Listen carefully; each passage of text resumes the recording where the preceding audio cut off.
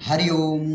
इदं राष्ट्राय इदं नमः। आज ज्येष्ठ मास की शुक्ल पक्ष की सप्तमी शाम 8:30 बजे तक और उसके पश्चात शुक्ल पक्ष की अष्टमी, संवत विक्रमी संवत 2082, दिन सोमवार। ओ विजय के पर्व पौरुष का प्रखर सूरज उगा दे, पार्थ के गांडीव धारी हाथों का कंपन छुड़ा दे। हमारा देश सदैव शक्ति के साथ साथ शास्त्रों का पूजक रहा है। हमने हमारे जो पूर्वजों ने, हमारे ऋषियों मुनियों ने शस्त्र की साधना की है और शास्त्र की पारंगति हासिल की है और उसके आधार पर हमारे समाज को एक उन्नत समाज बनाया, जिसके आज भी हमारे अंश हमें मिलते रहते हैं। आज हम चर्चा इसलिए कर रहे हैं इस बात की, क्योंकि भारतीय सेना ने जो अपने अप्रतिम साहस और शौर्य का प्रदर्शन किया था, उसके साथ साथ एक बहुत सदी हुई कूटनीति के साथ शास्त्र का प्रमाण भी देते हुए जो दुश्मन है उसको चारों खाने चित्त किया। इसी से संबंधित एक लेख पथिक संदेश पत्रिका के इस बार के अंक में छपा हुआ है। आज हम उसका पाठन करेंगे।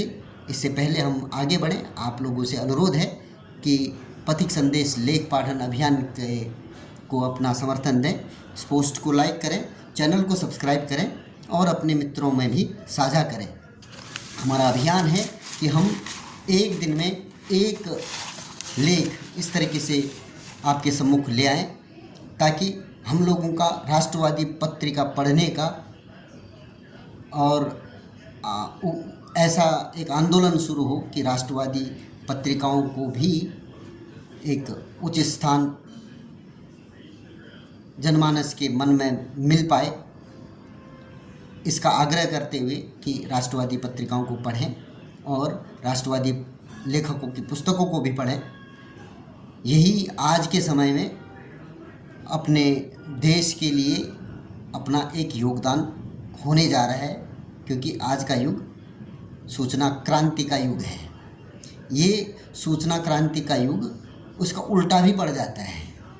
जब दूषित सूचनाएं मिलती हैं, दूषित जो प्रपंच मिलते हैं, तो उसका असर क्या होता है। हमने अभी हाल के दिनों में देखा, एक महिला जो पहले मंदिरों घूमती थी, वो फिर मस्जिदों घूमने लग गई। दुष्प्रचार और प्रपंच का असर था। इसलिए हम आग्रह करते हैं कि राष्ट्रवादी पत्रकों को, राष्ट्रवादी पत्रिकाओं को पढ़ें, उनको समर्थन दें, उनके विचारों को भी अपने घर में स्थान दें, अपने मन में स्थान दें। आज का लेख का पाठन प्रारंभ करते हैं। संपादकीय में लिखा हुआ है, शस्त्र और शास्त्र दोनों धरातलों पर ध्वस्त पाकिस्तान। जैसा कि बाजीराव मस्तानी फिल्म में सभी ने देखा कि पेशवाई के लिए साक्षात्कार के समय बाजीराव ने अपने तीर से मोर पंख का आकार कम कर अपनी शस्त्र और शास्त्र के ज्ञान में पारंगता का प्रमाण दिया। उनका संदेश था कि मोर का पंख मुगल साम्राज्य है, इसकी जड़ पर प्रहार करो तो वह अपने आप नष्ट हो जाएगा। अभी पाकिस्तान के साथ हुए टकराव के समय भी भारत ने शस्त्र और शास्त्र दोनों धरातलों पर अपनी श्रेष्ठता सिद्ध की। शस्त्र के धरातल पर तो सभी जानते हैं कि कैसे भारत ने पाकिस्तान में स्थित आतंकी अड्डों को ध्वस्त किया। यहाँ के वायु रक्षा कवच को तहस नहस करते हुए अपनी अचूक नव सुरक्षा व्यवस्था का परिचय भी दिया। लेकिन इसके साथ साथ हमने पाकिस्तानी सेना अध्यक्ष जनरल मुनीर द्वारा अलापे गए धर्म के नाम पर दो राष्ट्र के सिद्धांत को भी धराशायी कर दिया। सन 1870 में पैदा हुए मुस्लिम विद्वान सर सैयद अहमद ख़ान ने अंग्रेज सरकार के सामने यह सिद्धांत दिया कि मुसलमान एक अलग राष्ट्र मांगते हैं। अंग्रेज सरकार के सामने यह सिद्धांत दिया कि मुसलमान एक अलग राष्ट्र हैं। उनका यही विचार आगे चलकर द्विराष्ट्र सिद्धांत बना, जिससे 1947 में धर्म के नाम पर देश का विभाजन हुआ। इस्लामिक कट्टरपंथ, हिंसा और हमारे नेतृत्व के कमजोरी के चलते चाहे भारत ने धर्म के नाम पर हुए इस बंटवारे को स्वीकार कर लिया, परंतु वैचारिक धरातल पर यह कभी नहीं माना कि पूजा पद्धति अलग होने से किसी की राष्ट्रीयता बदल जाती है। भारत की युगों की अवधारणा है एकम सद विप्रा बहुधा वदन्ति, अर्थात ईश्वर एक है पर विद्वान उसे अलग अलग नामों से पुकारते हैं। इसी विश्वास के कारण हम 1947 में हुए विभाजन को अप्राकृतिक व ईश्वर की इच्छा के विपरीत मानते हुए पुनः अखंड भारत की बात करते हैं। लेकिन पिछले माह 17 अप्रैल को पाकिस्तानी सेनाध्यक्ष जनरल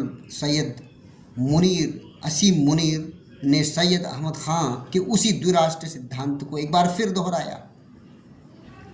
मुनीर ने एबटाबाद में के काकुल में पाक सैन्य अकादमी में पासिंग आउट परेड को संबोधित करते हुए कहा, द्विराष्ट्र सिद्धांत एक मौलिक विश्वास पर आधारित है कि मुसलमान और हिंदू एक नहीं बल्कि दो अलग अलग राष्ट्र हैं। मुसलमान जीवन के सभी पहलुओं जैसे धर्म, रीति रिवाज, परंपरा, सोच, आकांक्षाओं में हिंदुओं से अलग है। जनरल मुनीर संबोधित चाहे अपने रंगरूटों को कर रहे थे, परंतु उनका लक्ष्य भारतीय मुसलमान थे। याद करें कि यह वही समय था जब भारत में छद्म धर्मनिरपेक्ष दलों की तुष्टिकरण की नीति के चलते वक्फ बोर्ड अधिनियम में संसद द्वारा किए गए संशोधन के कारण यहाँ मुस्लिम भावनाएं भड़की हुई थी। इस दौरान बंगाल में सांप्रदायिक दंगे भी हुए, जिसमें कई निर्दोष हिंदुओं ने जानें भी गंवाई और अपमान भी झेले। जनरल मुनीर ने ऐसे संवेदनशील मौके पर आंच में भूसा झोंकने का काम करते हुए भारत के मुसलमानों में फिर से द्विराष्ट्र सिद्धांत स्थापित करने का खुद से प्रयास किया। उन्होंने यह विमर्श स्थापित करने का प्रयास किया कि हिंदुओं के चलते भारतीय मुसलमान चैन से नहीं रह सकते।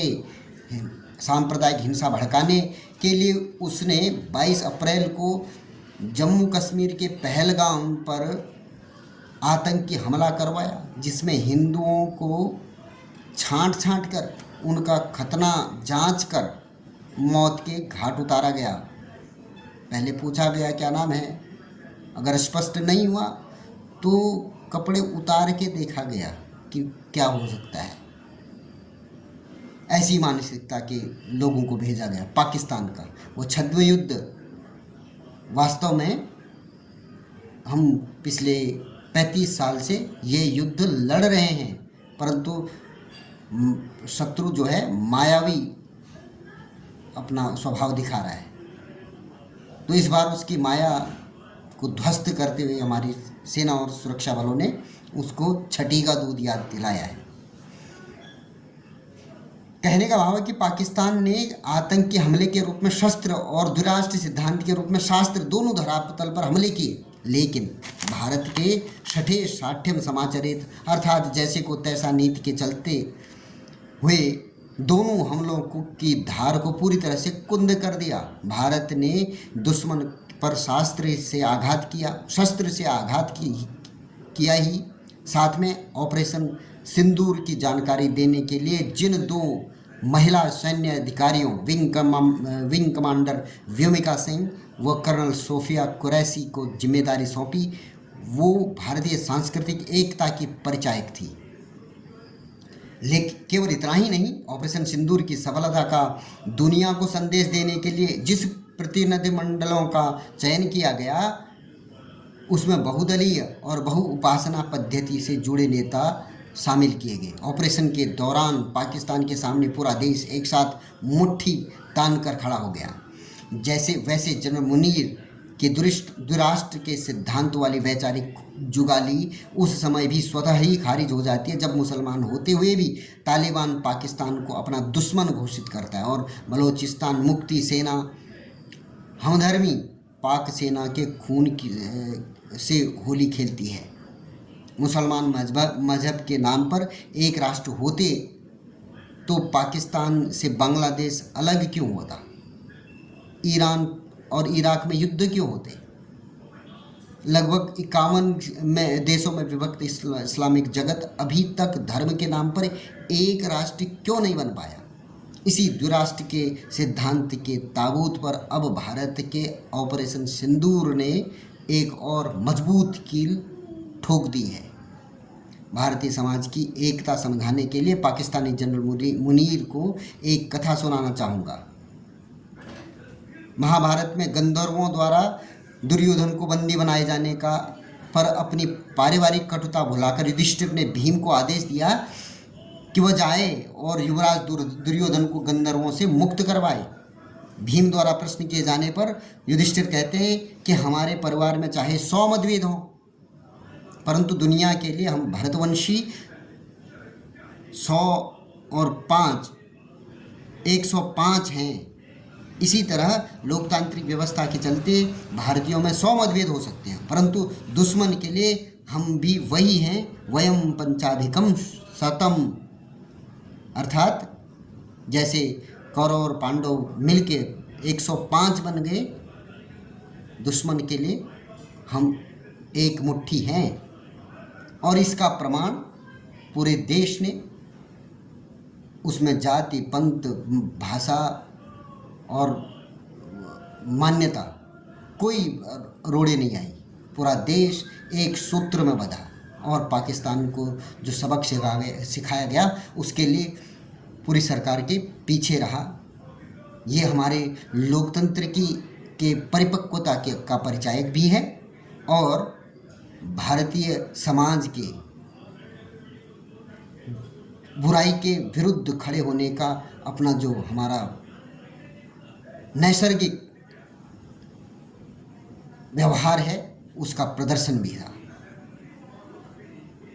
बहुत सही शब्दों में लिखा है कि ये ऑपरेशन सिंदूर के समय जैसे जो हमारी महिला सैन्य कर्मी पूरी जानकारी दे रही थी तो देश का सीना गर्व से चौड़ा हो गया कि हमारे सैन्य अधिकारी और हमारे सारी सेनाएं, उनके प्रत्येक अंग हमारे देश की प्रत्येक 140 करोड़ जनसंख्या का प्रतिनिधित्व करती हैं।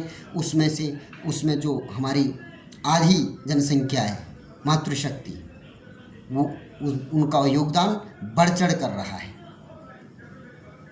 केवल प्रेस कॉन्फ्रेंस में नहीं, भारत की सीमाओं में भारतीय सुरक्षा बल BSF के महिला बटालियन ने पाकिस्तान की कई चौकियां ध्वस्त की, उसकी भी जानकारी बाद में आई। तो हम लोगों का प्रयास रहना चाहिए कि हम ये इंफॉर्मेशन वॉरफेयर में गलत स्थान पर खड़े न हों, अपने देश के साथ खड़े हों और जो कुत्सित प्रयास किए जा रहे हैं उनका हम प्रतिकार कर सकें। इसलिए हम लोगों ने, मैं पुनः आप लोगों से अनुरोध करता हूं कि ऐसी राष्ट्रवादी पत्रिकाओं को आप पढ़ें। मासिक पत्रिकाएं आती हैं या फिर साप्ताहिक पत्रिकाएं आती हैं, पांचजन्य जैसी, तो उनका सब्सक्रिप्शन लें और उनको पढ़कर आगे भी प्रसारित करें और योगदान करें। आज के इस अंक में इतना ही। पुनः आप लोगों के साथ फिर मुलाकात होती है, तब तक के लिए धन्यवाद। जय जय श्री राम।